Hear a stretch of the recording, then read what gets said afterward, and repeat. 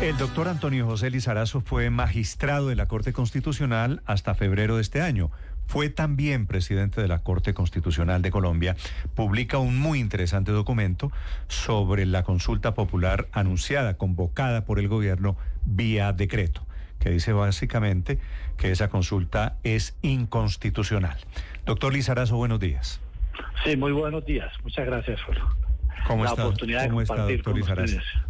Muy bien, afortunadamente. Vale. Muchas gracias. Doctor Lizarazo, este documento, digo, es interesante porque desmonta una cantidad de mitos y una cantidad de controversias alrededor de la validez.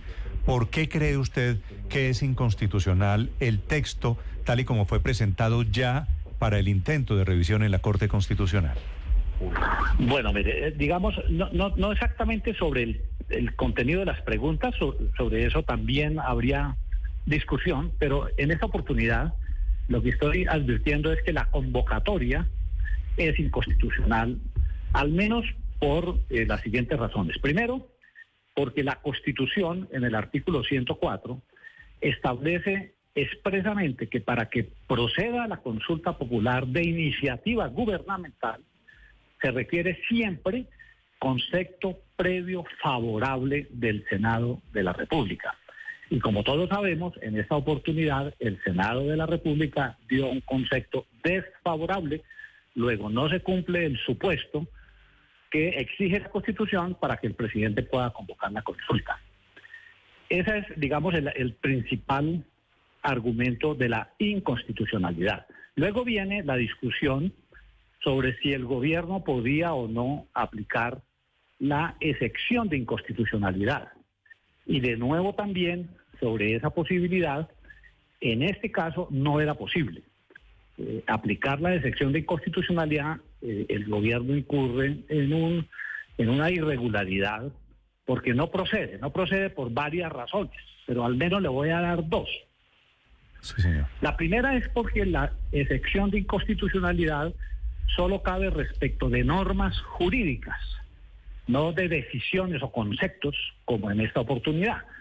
La excepción procede cuando yo tengo que resolver un asunto y tengo una norma que regula el asunto, pero encuentro que esa norma es contraria a la Constitución, entonces es por obligación de los servidores públicos aplicar de preferencia la Constitución.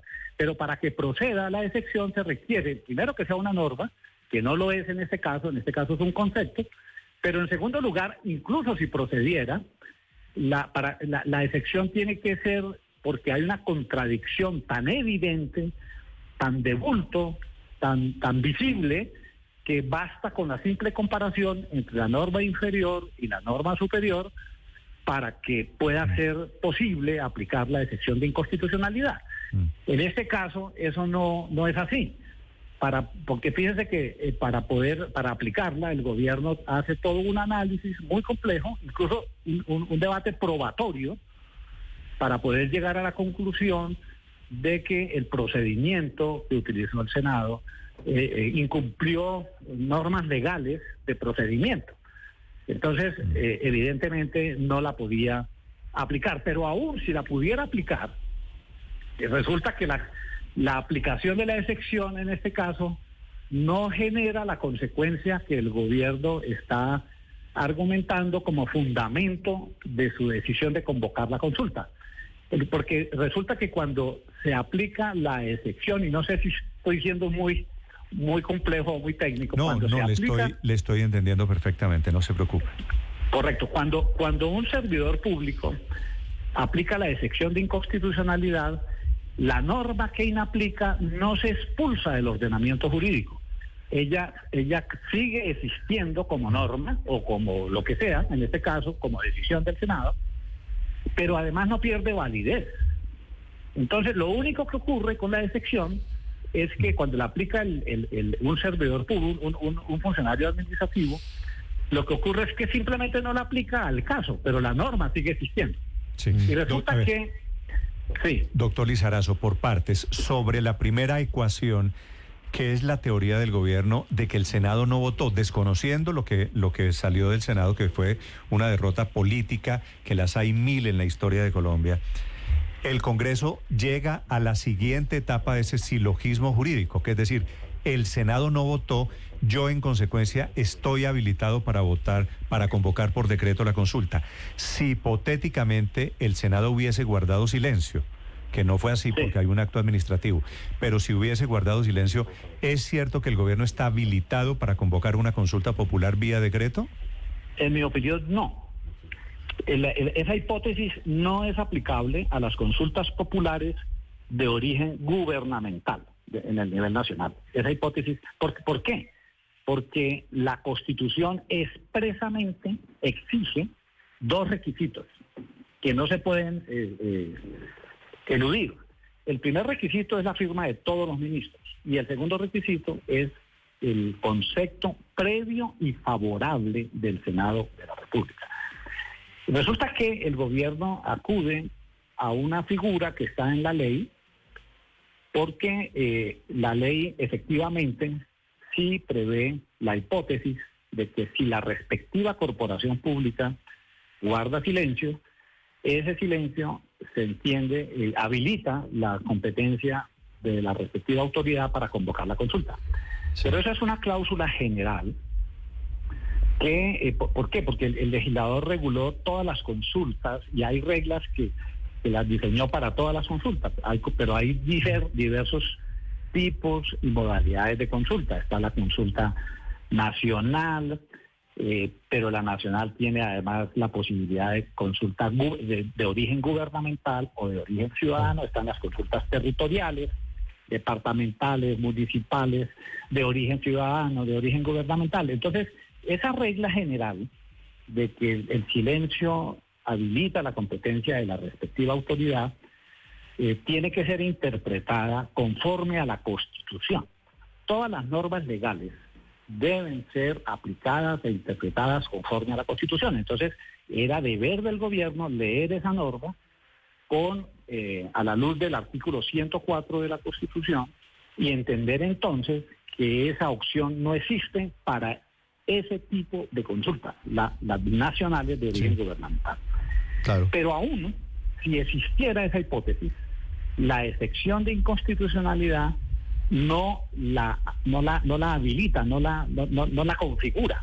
¿Por qué? Repito, porque cuando se aplica una excepción, eso no excluye del ordenamiento jurídico la norma o la decisión, como en este caso. No le hace perder validez, sigue existiendo en el ordenamiento jurídico. Luego usted no puede decir que sí hubo decisión del Senado, pero que entiende que guardó silencio por cuenta de la excepción de constitucionalidad. Eso no es posible. Una cosa no puede ser... No pueden ser las dos cosas al tiempo. No puede reconocer un acto administrativo y luego decir que no existió. Correcto. Entonces, pero primero no procede, pero aún si procedió, en todo caso no habilita esa hipótesis. Luego, por esas razones, es inconstitucional la convocatoria. Claro. En este caso, doctor Lizarazo, el gobierno apela a esa figura que es muy llamativa para los juristas, que es decretar la excepción de inconstitucionalidad. Usted nos explica muy claramente que lo que hace la autoridad administrativa cuando lo aplica es simplemente efectuarlo, pero no decretarlo. ¿Esto qué habilitaría? ¿Cuál es el camino que se abre ante la institucionalidad si el gobierno decidiera seguir aplicándola, doctor Lizarazo? Bueno, entonces, digamos, eso tiene que ver entonces con... Ya la decretó, ya la convocó el gobierno. Ahora eso queda en manos de otras autoridades. En primer lugar, del señor Registrador Nacional del Estado Civil. Y a su vez, él tendrá... Porque fíjate que el señor ministro de Justicia ha dicho con mucha razón que la excepción de inconstitucionalidad no es una alternativa que discrecionalmente pueden usar o no los servidores públicos. No, la jurisprudencia ha dicho que es un deber, es prácticamente una obligación de todo servidor público hacer prevalecer siempre la Constitución. Siempre que exista una contradicción evidente, manifiesta, entre una norma de inferior jerarquía y la Constitución, siempre es un deber y prácticamente una obligación aplicar la Constitución. Entonces, el señor ministro ha dicho eso, digamos, como argumento a favor de la decisión del gobierno. Pues ese mismo argumento es aplicable a la decisión del señor Registrador Nacional del Estado Civil. Él también estaría obligado a aplicar de preferencia a la Constitución frente al decreto del gobierno. Y en el caso del señor registrador tiene, digamos, a diferencia de la situación del gobierno, que tuvo que recurrir a un análisis muy complejo para demostrar la inconstitucionalidad, al señor registrador le basta con comparar el decreto y el artículo 104 de la Constitución. Además, el señor presidente del Senado le dirigió una comunicación al registrador, según han informado ustedes, los medios, certificándole que el Senado de la República expidió conceptos desfavorable a la consulta. Doctor Lizarazo, sobre la registraduría, sobre el doctor Penagos, quisiera preguntarle, porque paradójicamente el gobierno está apelando a la excepción de inconstitucionalidad, pero al tiempo le dice al registrador que no la puede invocar. ¿Usted le encuentra sentido a eso? No, pues obviamente no. Los mismos argumentos con los cuales justifica el gobierno la utilización de esa excepción son los mismos argumentos aplicables al registrador. Él estaría obligado, como servidor público, a hacer prevalecer la Constitución sobre el acto de inferior jerarquía. Y es mucho más fácil para el registrador, porque él no tiene que hacer ningún análisis. En media página argumenta. En media página dice: el artículo 104 de la Constitución exige concepto previo favorable del Senado. El Senado certifica que emitió concepto desfavorable. En consecuencia, no queda habilitada la competencia y por lo tanto no, el gobierno no puede convocar la consulta. O sea, doctor Lizarazo, que el prevaricato del que está o con el que está amenazando el doctor Montealegre al registrador se daría es por no aplicar la excepción de inconstitucionalidad, no por aplicarla. Correcto. Es mucho más fácil aplicarle el prevaricato por no aplicarla que por aplicarla. Está totalmente de acuerdo. Claro. En este escenario, doctor Lizarazo, usted, en su concepto, en su opinión, ¿podrían prosperar las denuncias penales y disciplinarias contra los ministros que firmaron el decretazo?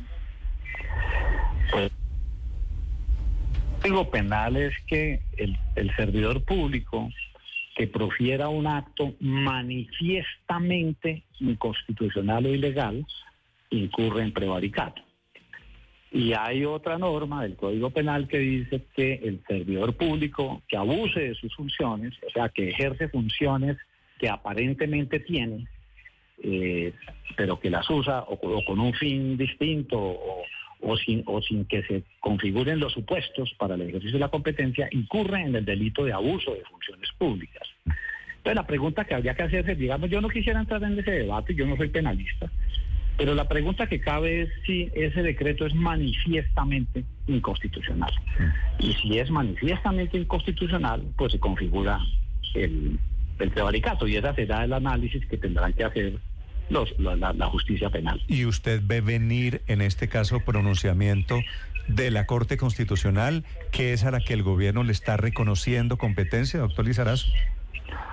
Pues fíjate que el escenario del control del decreto es difuso.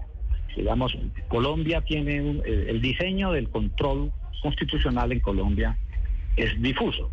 Por una parte, eso quiere decir que por una parte le atribuye a un órgano, en este caso a la Corte Constitucional, el control concentrado, que es la única autoridad con competencia para expulsar del ordenamiento jurídico una norma legal. Y tiene también esa misma competencia, pero de carácter subsidiario, el Consejo de Estado, que también tiene la competencia para expulsar del ordenamiento jurídico una norma, en este caso, de carácter administrativo, la puede expulsar. Los servidores públicos administrativos no tienen la competencia para expulsar del ordenamiento jurídico normas, solamente para inaplicarlas, pero solamente inaplicarlas por inconstitucionalidad. No cabe la inaplicación por legalidad. Entonces, en este caso tenemos el registrador, en primer lugar, con el deber de aplicar la excepción de inconstitucionalidad, si es que encuentra... Yo traduzco una cosa, con el deber de inaplicar, quiere decir con el deber de no convocar a la consulta popular. Correcto. Con el deber de no organizar la jornada electoral. Sí, tendría que pronunciarse en ese sentido, es decir, bueno, mire, y repito, a diferencia del decreto de convocatoria, que parece una sentencia, digamos, El registrador en un decreto de una página, una resolución de una página, puede demostrar la inconstitucionalidad. Ese es el primer control que se activa. El primer escenario. Segundo, Consejo de Estado. Control, Consejo de Estado, sí, que ya tiene admitida una demanda contra la decisión del Senado. Esa demanda es una demanda de nulidad del acto, y el Consejo de Estado dijo como fundamento de su competencia que ese acto del Senado era un acto administrativo, en primer lugar, en segundo lugar, de carácter definitivo, porque cerraba la posibilidad de continuar el trámite de la consulta, y que en tercer lugar era un acto de contenido electoral, y por esa razón asume la competencia la sección 5ª del Consejo de Estado. Entonces, dentro de ese procedimiento, de acuerdo con el Código Contencioso Administrativo, el Consejo de Estado podría decretar una medida cautelar suspendiendo el trámite de la consulta, porque si la consulta avanza, se pierde el objeto del proceso. Perdería razón de ser el proceso de nulidad de la decisión del Consejo de Estado, porque en el momento en que falle ya se habría realizado la consulta. Entonces, tiene competencia para decretar una medida cautelar. Y en tercer lugar está la Corte Constitucional, a donde ya llegó el decreto, ya lo repartieron internamente, y le corresponde entonces a la Corte decidir sobre la constitucionalidad. Ahí aparece el debate de si ese control es previo o es posterior. Que el gobierno tiene la teoría fuera de todo, que es posterior. Pero hay 3 controles, así que esto va a seguir siendo muy interesante. Doctor Lizarazo, le agradezco estos minutos, muy amable. Muchas gracias. Muy amable. Antonio José Lizarazo, ex magistrado de la Corte Constitucional.